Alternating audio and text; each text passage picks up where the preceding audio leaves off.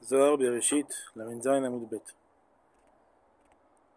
ודאהו רזה דחוכמת אדם מהרעה דהתנצל דעדה ודכתיב ואילנו כי לקח אותו אלוהים והוא הנער כי דכתיב חנוך לנער על פי דרכו וכל גנזי לה יתמסרן בידי ודע מסיר ויהי ועבד שליחותה ואלף מפתחה נתמסרן בידי ומהביר חד נטיל בכל יום וכשיר כשירין למראה מעל מד נטיל לקודש ברכו לשמושי עדה ודכתיב כי לקח אותו אלוהים ומין דה התמסר ספרה דקרא ספרה דחנוך בשעת עד האחיד לקודש ברכו החמלה כל גנזי לאי החמלה איננה דחיה בגו מסיעות גנתה ותרפוי אנפוי וכולה חמינן בספרי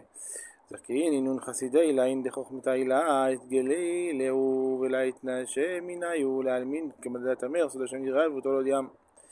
ויאמר אדוני לא ידון רוחי באדם לעולם בשגם ובשר וגומר רבי אחא אמר והוא נזים והוא נהר דנגיד ונפיק אפיק רוחה אילה מינה מילנה דחי והריק פילנה לשריה במותה מילנה דמותה והתמשכן רוחין וגביו דבני נשה יומין זמנין סגין עד סלחו בישין והתעתדו לפתח כדי הסתלק רוחה אילה מהוא אילנה בשעת עד דפרח נשמתין בבני מבני נשה דאוד הכתיב לא ידון רוחי באדם לעולם למאב לעולם בשעת עד דפרח נשמתין בבני נשה. הקדוש ברוך הוא רצה לבוא את העולם במידת הדין,